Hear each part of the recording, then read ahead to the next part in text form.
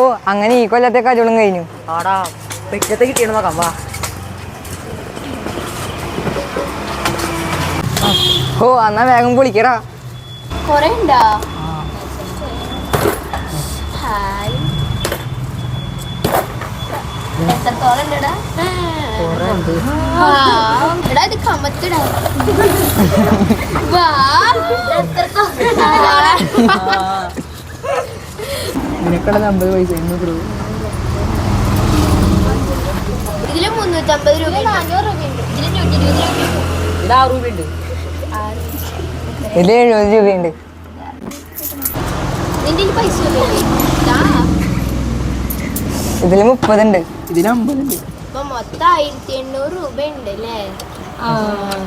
എന്തായാലും കഴിഞ്ഞ പ്രാവശ്യത്തെക്കാൾ കൂടുതൽ ഈ പ്രാവശ്യം കിട്ടിയിട്ടുണ്ട്. എന്റെ ഡാൻസ് കാണാണെങ്കിൽ എല്ലാരും പൈസ വാരി കോരി തരും. എന്നാ ഈ പൈസക്കുള്ള ഫുഡ് അടി എന്നാ നാളെ പോവല്ലേ നമുക്ക്? നാളെ ക്രിസ്മസ് അല്ലേ, നാളെ എല്ലാവരുടെ വീട്ടിലും അടിപൊളി ഫുഡ് ഉണ്ടാവും. നമുക്ക് പറ്റുമോ? അപ്പൊ പള്ളിയിൽ രാവിലെ 10 മണിക്കാ. അതെ, കരോണ ആദ്യം തൊട്ട് അവസാനം വരെ വന്നവർക്കുള്ളൂ കേട്ടോ നാളെ ഫുഡ്. മച്ചനാ ആ വേണ്ട, അവര് വേണ്ട. അല്ല ഇന്ന് പറ വരാത്ത മറ്റോ വന്നിട്ടില്ലല്ലോ. ജോയിലും വന്നിട്ടില്ല. പിന്നെ മറ്റേ ആ ജെറി റെജി വന്നിട്ടില്ലല്ലോ. പക്ഷെ അവര് തുടക്കത്തിലൊക്കെ വന്നിട്ടുണ്ടായിരുന്നല്ലോ. പിന്നെ അങ്കിള് വന്നിട്ട് വിളിച്ചോണ്ട് അവരെ കൊണ്ടോണ്ടാട്ടാ. അതെ,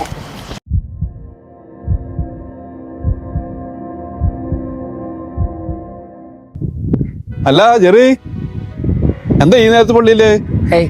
ക്രിസ്മസ് ആയിട്ട് ഇന്നലെ 11 മണിക്ക് വന്നില്ലേ? ഇല്ല ഫാദറെ. ആ എന്ത് പറ്റി? അല്ല ക്രിസ്മസ് ആയിട്ട് വീട്ടില് വിഭവങ്ങളൊക്കെ റെഡിയായ? ചിക്കനും ബീഫും മീനൊക്കെ? അങ്ങനെയൊന്നുമില്ല ഫാദറെ. ബിരിയാണി ആവും അല്ലേ? ആ എന്ത് പറ്റി? ഫാദറിന് അറിയില്ലേ വീട്ടിലെ കാര്യങ്ങൾ. 4 വർഷം മുമ്പ് അപ്പനും അമ്മയും ഒരു സ്കൂട്ടറിൽ പോകുമ്പോളാ ഒരു ലോറി വന്ന് പിറകിലടിക്കുന്നത്. അമ്മ അവിടെ വെച്ച് മരിച്ചു. അപ്പനാണെങ്കിൽ നടുവിന് താഴെ തളർന്നു. വീട്ടിലെ കാര്യങ്ങളും അപ്പനെ നോക്കുന്നത് ഞാനും ചേട്ടനും കൂടിയാ. ചിക്കൻ കറിയും മീൻകറിയും ഒക്കെ ഒന്നും ഞങ്ങൾക്കറിയില്ല. അതുകൊണ്ട് എന്നും വീട്ടിലെ കഞ്ഞിയും ചമ്മന്തിയൊക്കെയാ. അപ്പോൾ ഞങ്ങൾക്ക് ഏത് വിശേഷ ദിവസങ്ങളും ഒരു സാധാരണ ദിവസം പോലെയാ ഫാദറെ.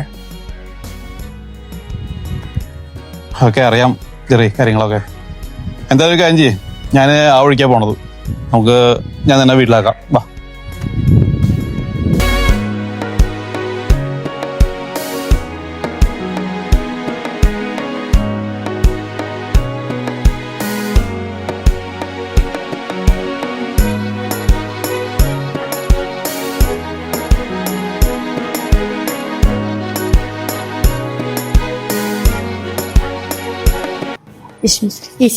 തീർക്കട്ടെ. ജെറി, നിങ്ങളുടെ അമ്മയെ നഷ്ടമായിരുന്നു. നിങ്ങളുടെ ഒപ്പം കിടപ്പിലായിരുന്നു, നിങ്ങൾക്കറിയാമായിരുന്നു. അതെ, പക്ഷെ യഥാർത്ഥത്തിൽ നിങ്ങളുടെ വീട്ടിലത്തെ അവസ്ഥ ഞങ്ങൾക്കാർക്കും അറിയില്ലായിരുന്നു. ഞങ്ങളുടെ കൂടെ നിങ്ങൾ കളിച്ചും ചിരിച്ചും നടക്കുമ്പോൾ ഞങ്ങൾക്ക് അറിയണ്ടായിരുന്നില്ല നിങ്ങളുടെ ഉള്ളിലെ വിഷമം. ഞാൻ കലോട് കഴിഞ്ഞ് കുരിശുപള്ളിയിൽ ഇരുന്ന് കാശ് ഇടുമ്പോഴാണ് ഫാദർ അങ്ങോട്ട് വന്നത്. ഫാദറാണ് നിങ്ങളുടെ കാര്യങ്ങൾ പറഞ്ഞു തന്നത്.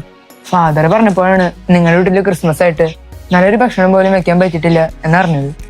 നിങ്ങളന്ന് കരോളിന് തുടക്കത്തിൽ വന്നിരുന്നല്ലോ, അപ്പോഴല്ലേ അങ്കിള് വന്നിട്ട് നിങ്ങളെ വിളിച്ചോണ്ട് പോയത്. അപ്പോൾ അങ്കിള് വരുന്ന വഴിക്ക് എന്നെ കാണാൻ വന്നിട്ടുണ്ടായിരുന്നു. അപ്പച്ചന് അസുഖം കൂടുതലാണെന്നും നിങ്ങളെ വിളിക്കാവുന്നതാണെന്നും ആള് പറഞ്ഞു. പുറമേ നിന്ന് നമ്മൾ കണ്ട് വിലയിരുത്തുന്ന കാര്യങ്ങളായിരിക്കില്ല പല കുടുംബങ്ങളുടെയും ജീവിതങ്ങളുടെയും ഉള്ളിലേക്ക് ഇറങ്ങി ചെല്ലുമ്പോൾ കാണാൻ കഴിയുന്ന അവസ്ഥ. ഞാൻ നിങ്ങളോട് ഇവരുടെ കാര്യം പറഞ്ഞപ്പോൾ നിങ്ങളത് വളരെ ഗൗരവത്തിലെടുത്തു. അതാണ് എനിക്കിഷ്ടമായത്. നിങ്ങളുടെ ഈ സഹജീവികളോടുള്ള സ്നേഹം, സഹോദര സ്നേഹം, അത് നിങ്ങൾ ഏറ്റവും നല്ല രീതിയിൽ നിങ്ങൾ ഇവർക്ക് വേണ്ടിയിട്ട് ഇപ്പോൾ സമയം ചെലവഴിക്കാൻ നിങ്ങൾ മനസ്സ് കാണിച്ചു. അപ്പോൾ ഈ ഒരു മനസ്സ് എന്നും നിങ്ങൾക്ക് ഉണ്ടാവണം. നിങ്ങളുടെ മുന്നോട്ടുള്ള ജീവിതത്തിലൊക്കെ ഈ ഒരു മറ്റുള്ളവരോട് സ്നേഹത്തിൽ പെരുമാറാനും മറ്റുള്ളവരുടെ അവസ്ഥ കണ്ട് അവരെ സഹായിക്കാനുള്ള മനസ്സ് എപ്പോഴും ഉണ്ടാവണം. അപ്പോൾ നമുക്ക് ഈ ക്രിസ്മസ് ആഘോഷം നമുക്ക് കേക്ക് മുറിച്ച് തുടങ്ങിയാലോ? തുടങ്ങാം, വാ.